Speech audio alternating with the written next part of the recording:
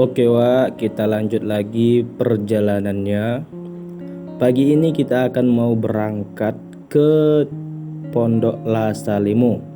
Karena perjalanannya jauh, jadi kita berangkatnya pagi-pagi untuk mengejar acara yang di sana. Dan mobil yang kami naikin ini mobilnya Pak Anas. Beliau ini punya anak di Temboro dan beliau ini juga alumni Gontor. Di tengah perjalanan karena supir kami tadi lelah, maka supirnya diganti dengan Syekh Rafiq. Jadi Masya Allah beliau ini Wak, udah beliau nanti yang ceramah, beliau juga yang supir. Jadi awak tuh niat belajar untuk nyupir biar bisa nyupiri guru-guru kita nanti. Dan alhamdulillah ini kita sudah beberapa jam menempuh perjalanan sampai di Pondok Lasalimu, pondoknya Ustadz Abdullah. Masya Allah, kami langsung disambut dengan sholawatan.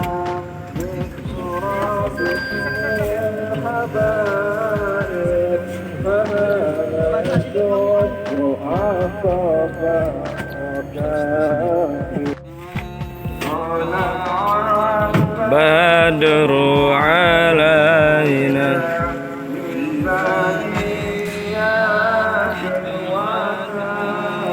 Langsung gimana Ustaz ruangannya Ustaz? Dah, nanti aja salamannya, nanti aja. Nanti aja salamannya nanti. Nggih. Nanti aja salaman.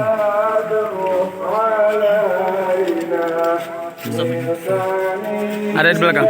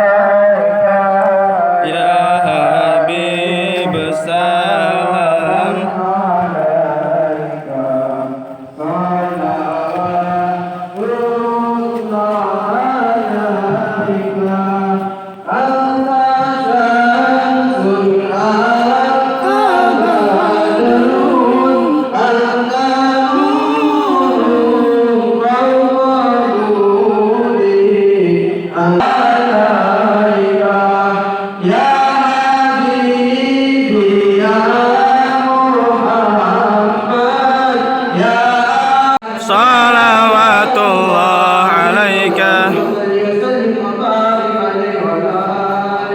Sallu alaihi.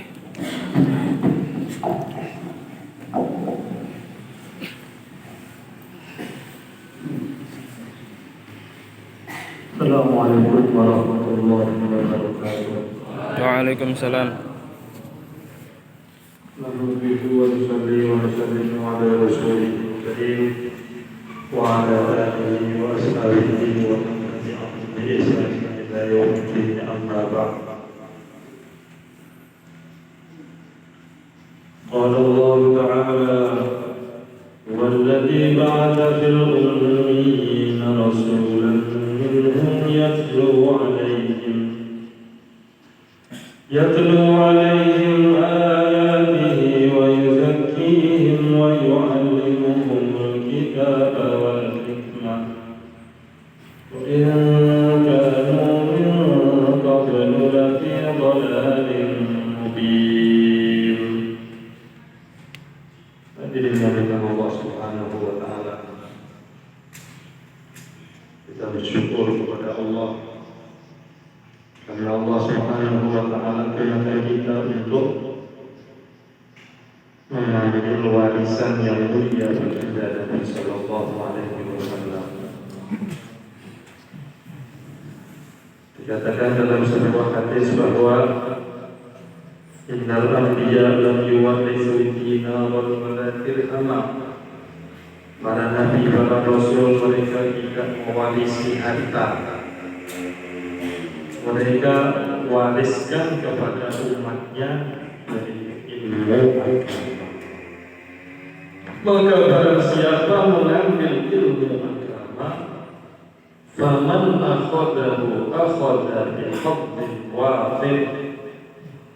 Barang siapa yang mengambil ilmu agama, maka dia akan mendapat bagian yang sangat banyak. Nabi mengatakan bagiannya sangat banyak.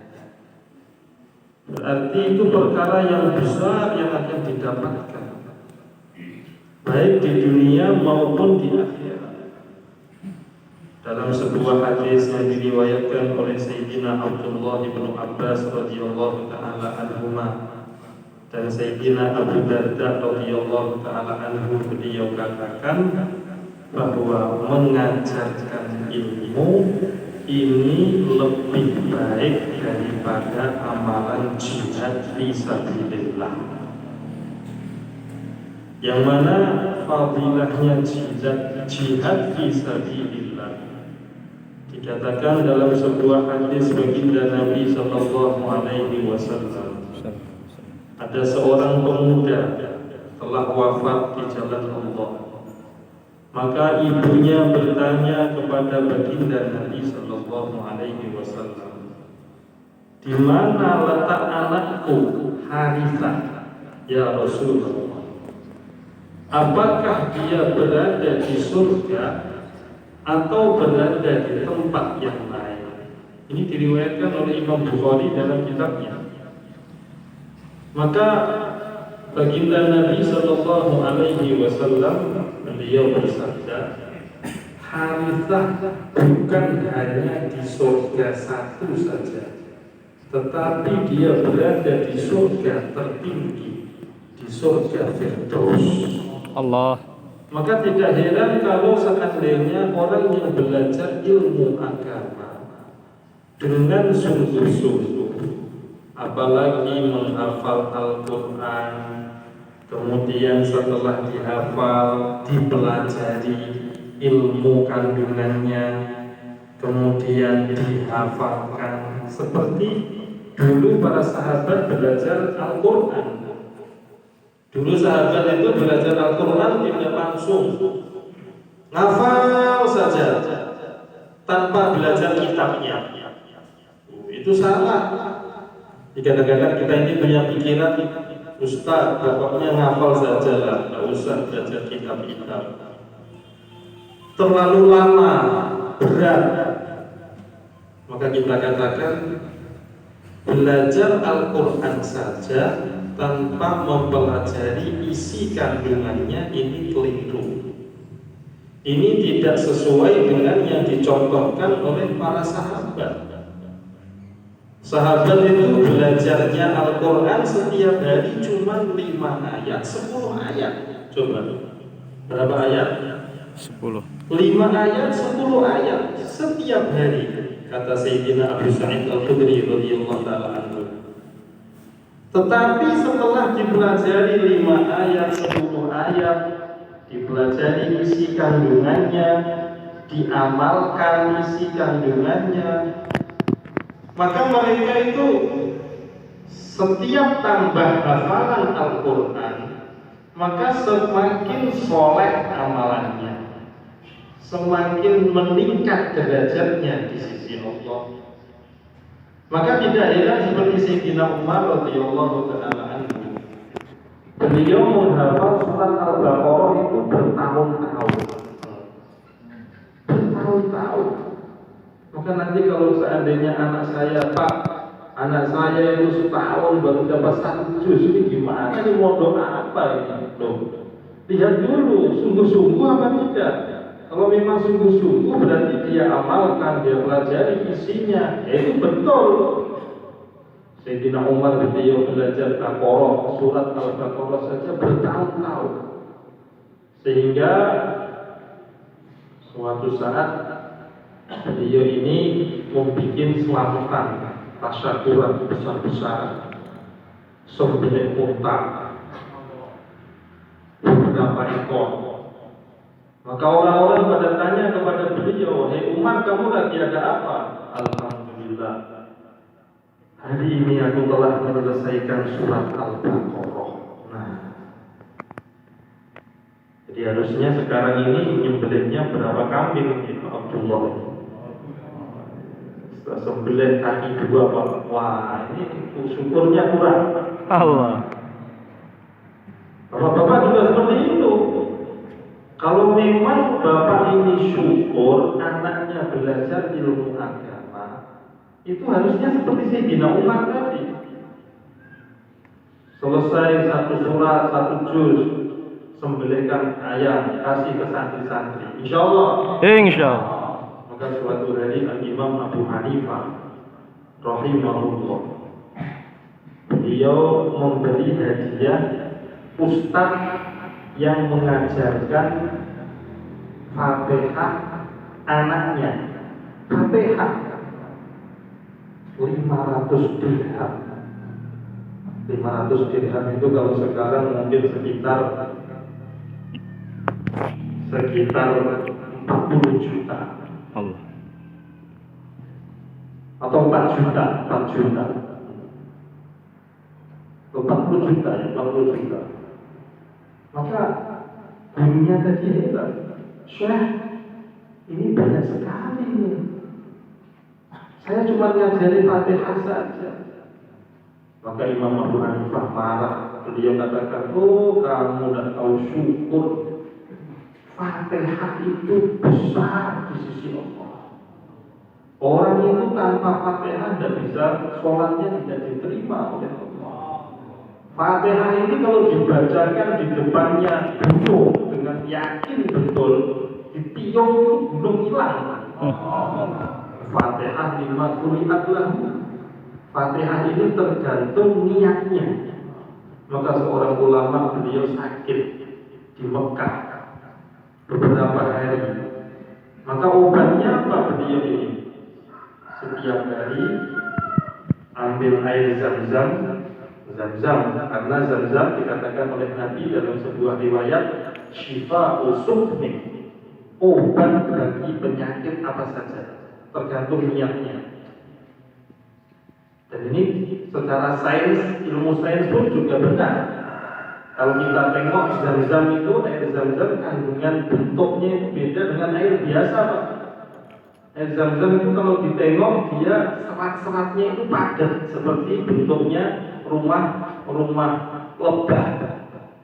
Bentuknya itu segi enam.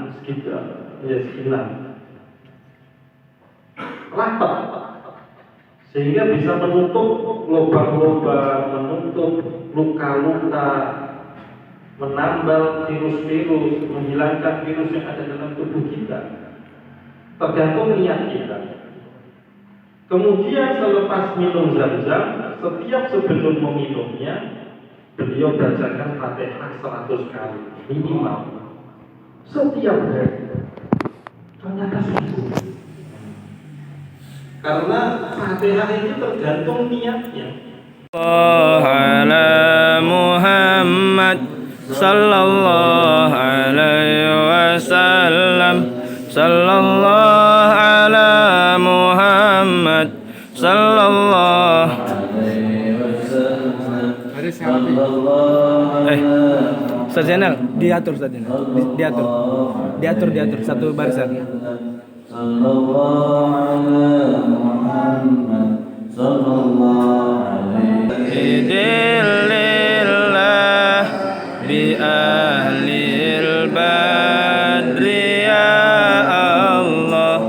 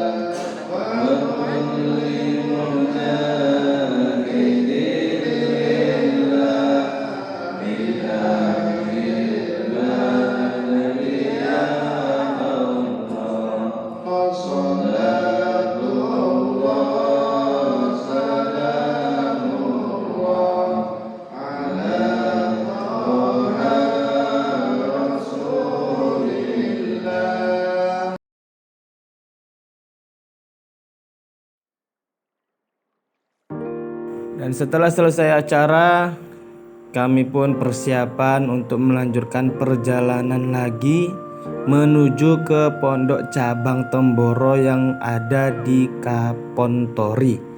Pondok Temboro yang masih baru dibuka setahun.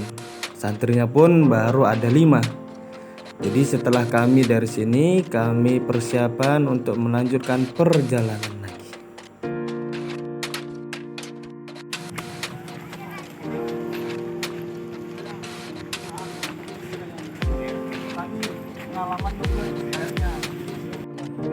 Biasa.